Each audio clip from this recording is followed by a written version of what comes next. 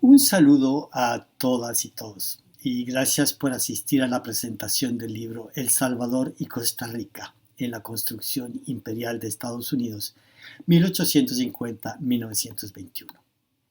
Hubiera querido poder acompañarles en esta presentación, pero no fue posible. Afortunadamente está con ustedes el coautor Víctor Hugo Acuña. Realmente este libro es el resultado de una conversación entre él y yo por varios años. La obra tiene dos partes principales, una sobre El Salvador, de la que estuve a cargo, y la otra sobre Costa Rica, que estuvo a cargo de Víctor Hugo. Y lo que tratamos es la relación de estos dos países con el imperio estadounidense. Por supuesto, ustedes dirán que esto es poco usual, que al hablar del imperio de Estados Unidos no se habla normalmente sobre El Salvador y Costa Rica, los dos países de Centroamérica que experimentaron menos de cerca la presencia de Estados Unidos, en el sentido de que nunca tuvieron fuerzas invasoras en su territorio, como fue el caso, por ejemplo, de Nicaragua o de Honduras, o cuando hubo un golpe de Estado patrocinado por la CIA en Guatemala. Ahora bien, el esfuerzo de este libro es mostrar que las cosas son más complicadas. Queremos explorar la forma en que diferentes partes de las sociedades, tanto El Salvador como Costa Rica, respondieron a la creciente presencia de Estados Unidos en Centroamérica y el Caribe a finales del siglo XIX, principios del siglo XX. Todos ellos sentían que había una creciente presencia y a veces hasta amenaza de Estados Unidos, la amenaza del poder imperial.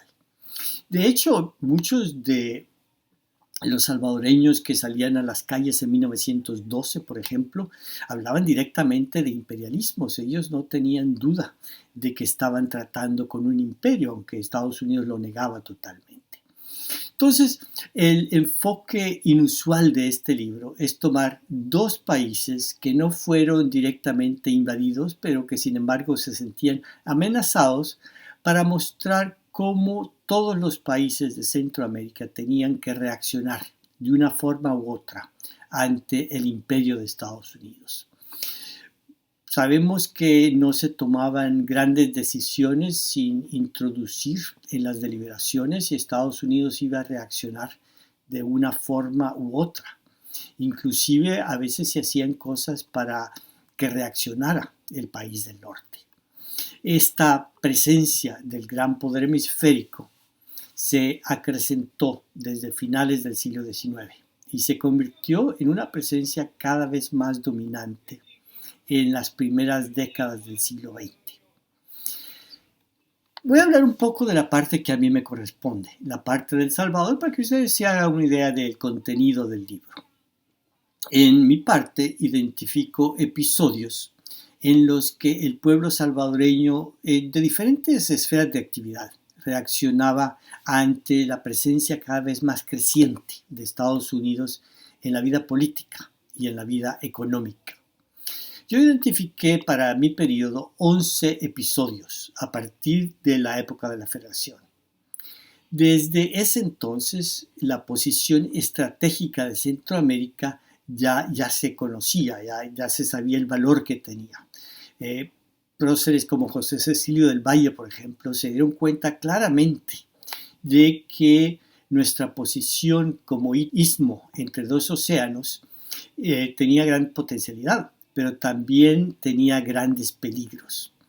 Él veía la tentación para las grandes potencias que podían querer aprovechar la situación estratégica de Centroamérica para sus fines comerciales o militares. Los episodios que enumero en el libro se relacionan con esa presencia de Estados Unidos que se hacía cada vez más patente y cómo los salvadoreños y las salvadoreñas reaccionaban cada vez que se notaba ese gran interés de parte de los Estados Unidos. Y sus reacciones, de hecho, no siempre eran predecibles, no siempre eran contrarias, a veces eran favorables, pero siempre había que reaccionar, y esto es lo importante. Había entonces todo un repertorio de reacciones. Quiero enfatizar además que no examinamos únicamente las reacciones de presidentes o de gente en la diplomacia o en los ejércitos, sino que también en diferentes grupos de la población. Solamente para darles una idea de lo que pueden encontrar en el libro, entro a describir algunos de los episodios que menciono. Primero está, por supuesto, la reacción de José Cecilio del Valle ante la posibilidad de que países extranjeros se aprovechen del istmo centroamericano para sus propios propósitos, las grandes potencias. Y en aquella época la principal potencia era Inglaterra, por supuesto. Luego, a mediados del siglo XIX, tenemos el caso de la invasión del filibustero William Walker a Nicaragua, a mediados del siglo XIX, y los pueblos centroamericanos se sintieron tan amenazados que organizaron un ejército para expulsar a Walker. Esto fue no solamente un episodio militar y una percepción de un peligro económico y militar, sino también una percepción de amenaza cultural. Y también hubo otros efectos. Jóvenes campesinos que participaron en la campaña militar, campesinos salvadoreños, regresaron luego a El Salvador con percepciones más amplias de lo que era ser salvadoreño, lo que era ser centroamericano y de lo que podía ocurrir cuando grupos extranjeros querían apoderarse de los recursos económicos de un país centroamericano. Después tenemos la guerra hispano-estadounidense en 1898, cuando Estados Unidos se apoderó de Cuba y Puerto Rico. En esa ocasión, salvadoreñas y salvadoreños tomaron nota y empezaron a pensar las implicaciones que esto podría tener para el futuro, las consecuencias que se podrían derivar de este tipo de acción para la vida diaria de la gente en El Salvador.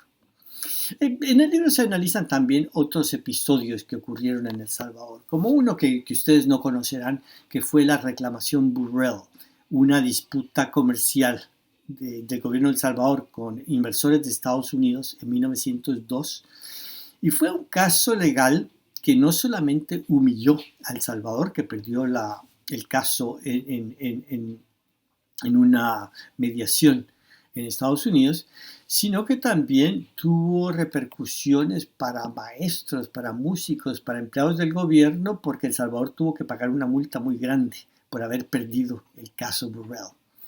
Entonces, esto es un hecho poco conocido, pero que fue en su momento algo que puso a pensar a la gente en el país sobre la relación con Estados Unidos.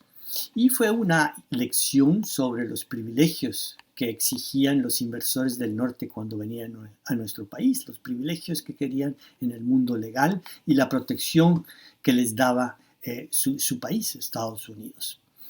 Luego, en el libro se habla también de la percepción de acciones más amenazantes, más directas en las cercanías de El Salvador. Por ejemplo, en la separación de Panamá de Colombia para construir el Canal de Panamá.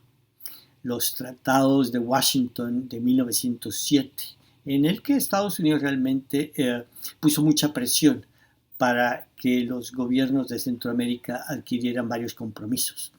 La invasión de Nicaragua de 1912. Termino mi sección sobre El Salvador con el empréstito que firmó el país con banqueros estadounidenses. Creo que este último caso es particularmente útil para pensar en el tiempo actual, porque ese fue un empréstito en que un gobierno sumamente endeudado y desesperado por la dificultad para pagar su deuda externa entró en conversaciones con un grupo de ciudadanos estadounidenses con muy poca transparencia y ciudadanos que tenían toda la intención de aprovecharse de la debilidad negociadora del país. Y estas fueron conversaciones que se llevaron en gran secreto y que condujeron a la firma de un contrato de préstamo en condiciones muy malas para El Salvador, muy onerosas, que llevaron a que El Salvador perdiera buena parte de su autonomía económica. Luego, este alto endeudamiento se utilizó por el gobierno de Alfonso Quiñones Molina para llevar a cabo obras públicas de carácter populista.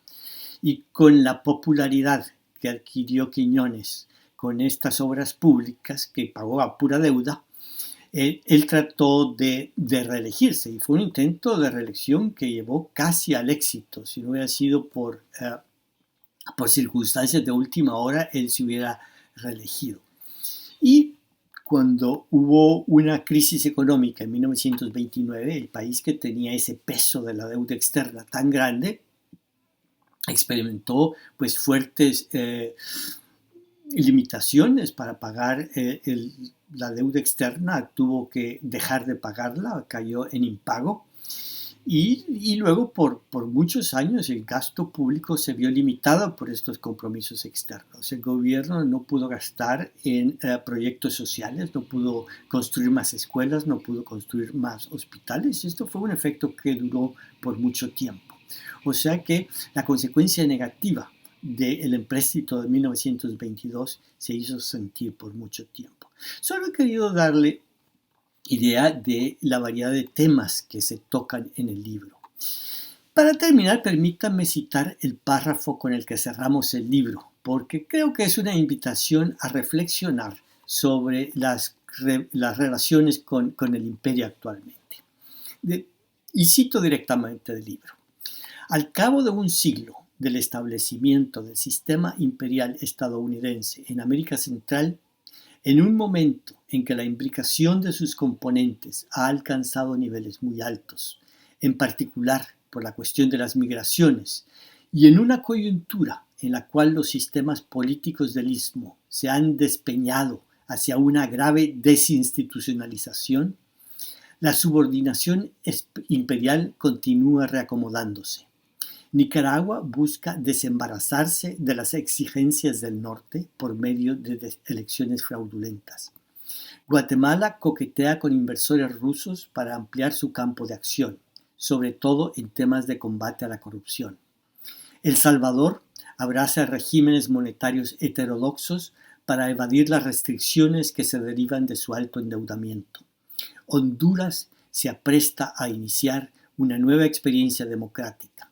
Costa Rica continúa confiando en que su alto grado de institucionalidad política le garantiza mayor autonomía. Pero la lógica de lo imperial continúa.